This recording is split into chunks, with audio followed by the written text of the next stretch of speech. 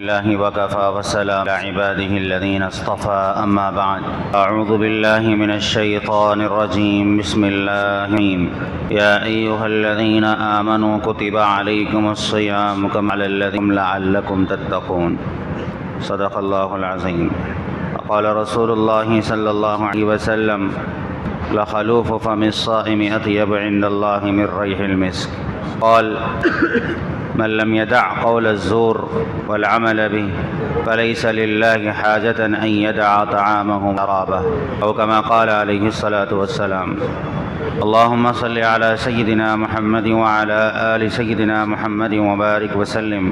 اللهم صل على سيدنا محمد وعلى آل سيدنا محمد وبارك وسلم. اللهم صل على سيدنا محمد وعلى آل سيدنا محمد وبارك وسلم. محترم و معزز سامعین کرام، اللہ کا بے پناہ احسان ہے اور اس کا فضل ہے، کرم ہے کہ اللہ نے ہمیں اس رمضان المبارک میں کچھ عبادتیں کرنے کی توفیق عطا فرمائی، رمضان المبارک کا مہینہ نصیب فرمایا۔ رمضان المبارک کا مل جانا یہ اللہ کی نعمتوں میں سے ایک نعمت ہے۔ ایک صحابی کی شہادت ہو گئی اور ایک صحابی کا 1 سال کے بعد انتقال ہوا۔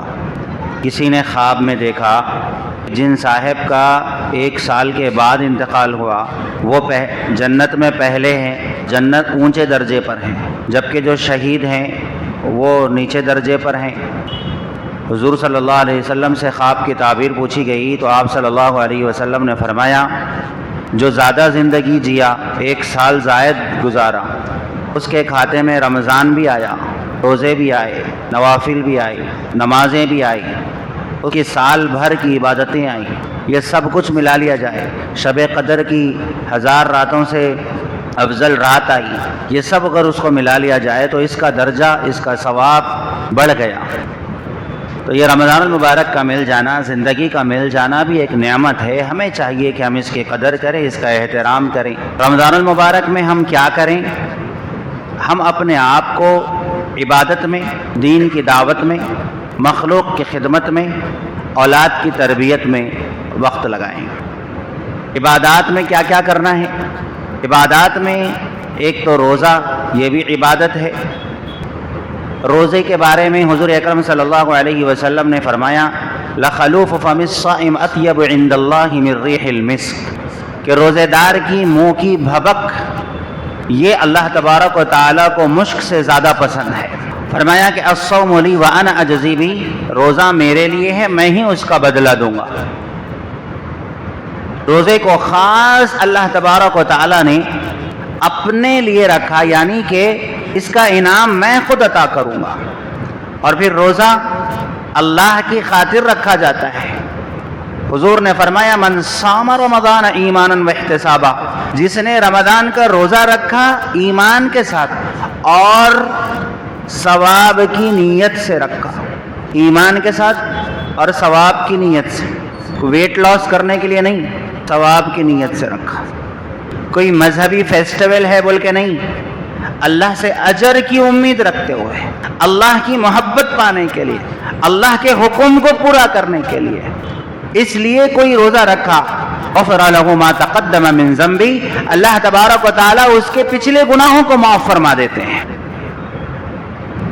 تو روزہ ایک عبادت ہے۔ اسی طرح رمضان المبارک میں قرآن مجید کی خوب تلاوت کا اہتمام کریں۔ قرآن مجید رمضان المبارک میں نازل ہوا، شہر رمضان الذی انزل فیہ القرآن، میں قرآن نازل ہوا، رمضان میں قرآن نازل ہوا۔ حضور اکرم صلی اللہ علیہ وسلم رمضان المبارک میں 2 دور کرتے تھے قرآن مجید کے۔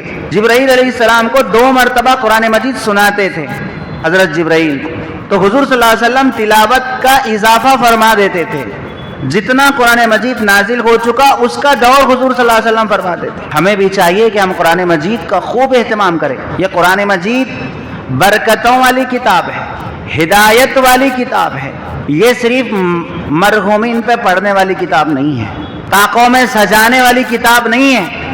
یہ روح نکلنے کے لیے آسانی ہو جائے اس کے لیے یاسین پڑھ لیں، گھر سے شیطان بھاگ جائیں اس کے لیے سورہ بقرہ پڑھ لیں، روزی میں اضافہ ہو جائے تو سورہ واقعہ پڑھ لیں، صبح میں سورہ یاسین پڑھ لیں، اور بس ان چند وظیفوں کی کتاب نہیں ہے۔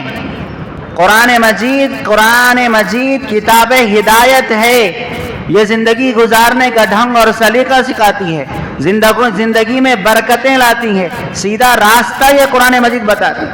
تو قرآن مجید خوب پڑھنے کا اہتمام کرے، اور پڑھ رہے ہیں تو اب سمجھنا بھی شروع کر دیں، کسی عالم سے، کسی تقوی والے سے، کسی اہل دین سے، کسی اللہ والے سے قرآن مجید کو سمجھنا بھی شروع کر دیں۔ برسوں ہو گئے، ساری کتابیں سمجھ میں آ گئی، قرآن مجید سمجھ میں نہیں آیا۔ اللہ مجھ سے کیا کہنا چاہ رہے؟ لَقَدْ أَنزَلْنَا إِلَيْكُمْ كِتَابًا فِيهِ ذِكْرُكُمْ، ہم نے ایسی کتاب نازل کی جس میں تمہارا ذکر ہے۔ اللہ ہم سے بات کرنا چاہتے ہیں، ہم ہی بات نہیں کرنا چاہتے۔ اللہ ہم سے کلام کر رہے ہیں، ہم ہی اللہ سے بات نہیں کرنا چاہ رہے۔ حضرت اکرمہ رضی اللہ عنہ جو ابو جہل کے بیٹے تھے، لیکن اسلام کی توفیق ملی، وہ قرآن کے ایسے عاشق تھے، قرآن کا ایسا احترام کرنے والے تھے، قرآن کی ایسی عظمت ان کے پاس تھی۔ حضرت اکرمہ قرآن مجید کو ہاتھ میں اٹھاتے، مصحف کو ہاتھ میں اٹھاتے اور کہتے ھذا کلام ربی، ھذا کلام ربی، ھذا کلام ربی، یہ میرے رب کی گفتگو ہے، یہ میرے رب کا کلام ہے، اس میں میرے رب کی بات چیت ہے۔ یہ کہتے کہتے کہتے اس کو چومتے چومتے بے ہوش ہو جاتے۔ اپنے رب کی عظمت ان کے پاس اتنی تھی، قرآن مجید کا احترام ان کے پاس اتنا تھا۔ ہمارے پاس بھی احترام ہے، لیکن الماری کے اوپر رکھا ہوا قرآن نکل رہا ہی نہیں، جہیز میں آیا ہوا قرآن واپس نکل رہا ہی نہیں، مرحومین کے نام سے دیے ہوئے ڈبے بند رہتے ہیں، لیکن پڑھنے کی توفیق کسی کو نہیں ہے۔ نہ گھروں میں قرآن مجید پڑھا جا رہا ہے۔ کب پڑھیں گے ہم قرآن مجید؟ کب سیکھیں گے ہم قرآن مجید؟ ہمیں چاہیے کہ ہم قرآن مجید پڑھیں اور قرآن مجید سمجھیں۔ وہ معزز تھے زمانے میں مسلمان ہو کر، اور ہم خار ہوئے تاریخ قرآن ہو کر۔ ہماری ذلت، ہماری پستی، ہماری بے رخی اور اللہ تبارک و تعالیٰ کی عنایات اور رحمتوں سے محرومی کی وجہ قرآن سے دوری ہے۔ دعا کر رہے آپ، اللہ رحمت نازل فرما دے، اللہ رحمت نازل فرما دے، اللہ اوپر والا رحم ہی نہیں کر رہا، بس یہی فکر میں ہے۔ اللہ کیا فرما رہے ہیں؟ وَإِذَا قُرِئَ الْقُرْآنُ فَاسْتَمِعُوا لَهُ وَأَنصِتُوا لَعَلَّكُمْ تُرْحَمُونَ، جب قرآن پڑھا جائے غور سے سنو، خاموش رہو تاکہ تم پر رحم کیا جائے۔ قرآن پڑھنے سے، قرآن سننے سے اللہ رحمت نازل فرمائیں گے۔ صرف رحمت پکارنے سے کیسے رحمت آئے گی؟ رحمت والے کام کرنے سے ہمارے اندر رحمتیں آئے گی۔ لہذا ہمیں اس ماہ مبارک میں خوب قرآن شریف پڑھنے کا اہتمام کرنا ہے، اور سیکھنے کا اہتمام کرنا ہے، سمجھنے کا اہتمام کرنا ہے۔ تراویح ایک عبادت ہے، اس میں بھی قرآن مجید پڑھا جاتا ہے۔ مکمل قرآن مجید سنیے، ایک ثواب ہے مکمل تراویح پڑھنے کا، اور ایک ثواب ہے قرآن مجید مکمل سننے کا۔ کوئی اگر علم ترا سے پورا رمضان تراویح پڑھ لے تو تراویح کا ثواب تو مل جائے گا، لیکن قرآن مجید مکمل سننے کا ثواب نہیں ملے گا۔ تو کم سے کم ایک قرآن مجید مکمل سنیں، اور باقی رمضان چاہے علم ترا سے پڑھے چاہے سوا پارہ پڑھے، لیکن مکمل قرآن مجید سننے کا اہتمام کریں۔ مکمل قرآن مجید، ایسا مت کریں کہ بس 3 شبی شبینہ سن لیے، یا 2 شبی شبینہ سن لیے، یا تاخراتوں میں کوئی 1 شبی شبینہ پڑھ لیے اور باقی سارا رمضان چھٹی کر دیے۔ نہیں، رمضان المبارک میں قرآن مجید ایک بار ختم کر کے باقی تراویح کو چھٹی سمجھنا، یہ لوگوں کی غلط فہمی ہے، لوگوں کی جہالت ہے۔ اس جہالت کو، اس ناواقفی کو، اس غلط فہمی کو دور کرنے کی ضرورت ہے۔ قرآن سے دل لگائیے، عبادتوں سے دل لگائیے، اور یاد رکھیے تہجد بھی ایک عبادت ہے، تراویح ایک الگ عبادت ہے، تہجد ایک الگ عبادت ہے۔ رمضان المبارک میں عبادات میں زیادتی کرنے کا حکم ہے، تو عام دنوں میں تہجد بھی پڑھتے تھے، اب رمضان میں تراویح بھی پڑھنا ہے، رمضان میں تراویح بھی پڑھنا ہے، تراویح کا اہتمام بھی کرنا ہے، تو مکمل تراویح کا اہتمام کریں۔ اسی طرح رمضان المبارک میں خوب اللہ کا ذکر کرے، فَاذْكُرُونِي أَذْكُرْكُمْ، مجھے یاد کرو میں تمہیں یاد کروں گا، مجھے بھول جاؤ گے میں بھی تمہیں بھول جاؤں گا۔ نسوا اللہ فنسیہم، لوگوں نے اللہ کو بھلا دیا، اللہ بھی ان کو بھلا دیا۔ مشکل میں خدا کو یاد کیا، مشکل کو بھی آسان بھول گئے، منہ دیکھ لیا آئینے میں پر داغ نہ دیکھے سینے میں، جی اپنا لگایا جینے میں مرنے کو مسلمان بھول گئے۔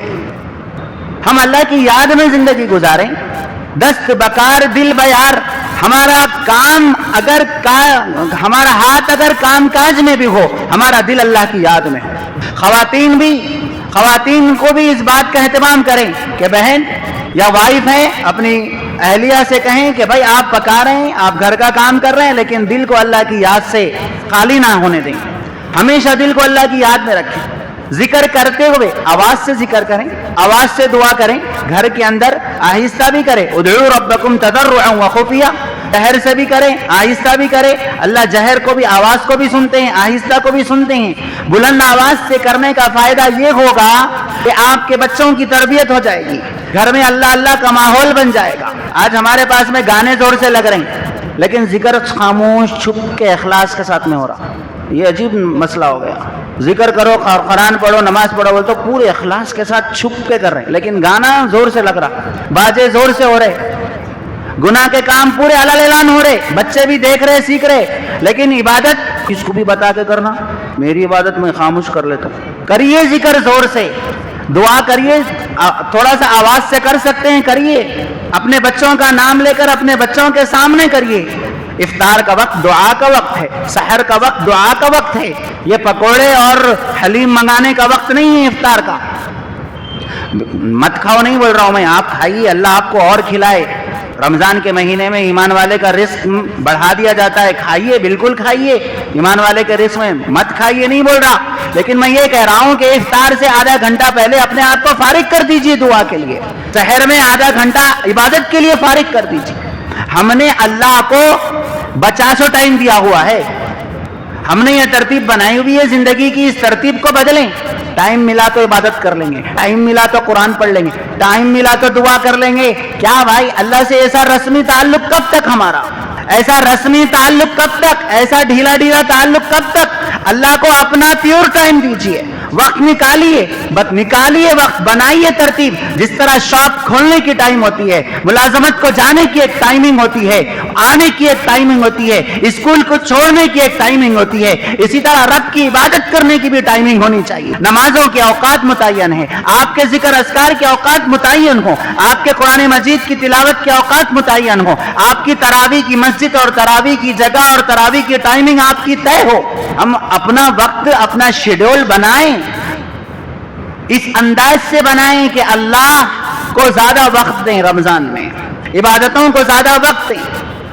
نہیں ٹائم ملا تو کر لیں گے، ذرا ٹائم ہی نہیں مل رہا، اللہ کو ٹائم نہیں مل رہا۔ کل قیامت میں اللہ کے پاس کھڑے ہو جائیں، اللہ پوچھیں کہ بتاؤ کیا کر کے آئے، اللہ سے کہہ دینا نہیں اللہ آپ کے واسطے ٹائم نہیں تھا، پوری دنیا کے واسطے ٹائم تھا۔ بول سکتے ہیں ہم اللہ کو، نعوذ باللہ۔ پھر اللہ کے لیے وقت نکالیں، اللہ کو وقت دیں، اپنا پیور ٹائم اللہ کو نکال کر دیں۔ اسی طرح رمضان المبارک میں لایانی اور فضول کام چھوڑ دیں۔ حضور اکرم صلی اللہ علیہ وسلم نے فرمایا من لم يدع قول الزور والعمل به فليس لله حاجة ان يدع طعامه وشرابه، جس نے جھوٹی بات کرنا، جھوٹ بولنا، جھوٹ پر عمل کرنا نہ چھوڑا، اللہ کو ایسے بھوکے پیاسے کی کوئی ضرورت نہیں ہے۔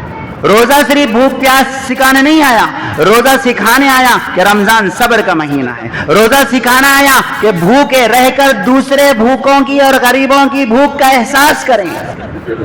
فرمایا کہ اذا صام یوم احدکم، جب تم میں سے کسی کا روزہ ہے تو بےہودہ باتیں مت کرو، گالی گلوچ مت کرو، اگر تم سے کوئی لڑے تو تم کہہ دو فلیقل انی صائم، بھائی میں روزے دار ہوں۔ بھوک میں انسان کو انزائٹی ہوتی ہے، چڑچڑاپن آتا ہے، انسان کی شوگر کم ہو جائے یا ہائی ہو جائے تو انسان پریشان ہو جاتا ہے، بی پی ہائی ہو جائے، لو ہو جائے، پریشان ہو جاتا ہے، چڑچڑاہٹ کا شکار ہو جاتا ہے۔ لیکن یہ روزہ شہر الصبر کہا گیا، یہ صبر کا مہینہ ہے، یہ صبر کا مہینہ ہے۔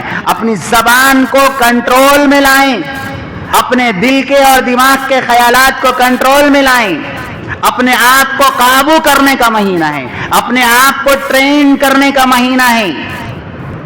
اللہ نے شیطان کو بند کر دیا، بھوکا رکھ کر نفس کو کمزور کر دیا، رحمت کے دروازے کھول دیے، نیکیوں کا اجر بڑھا دیا، سب کچھ اللہ نے انتظام کر دیا ہماری جنت کے لیے۔ ایسے موقع پر بھی اگر ہم اپنی جنت خود نہ کما سکیں تو ہم سے بڑا بد نصیب کون ہوگا؟ اسی وجہ سے ایک موقع پر حضور صلی اللہ علیہ وسلم ممبر پر چڑھے، ایک ممبر کی سیڑھی پر قدم رکھا تو آمین کہا۔ صحابہ نے پوچھا آپ نے آمین کیوں کہا؟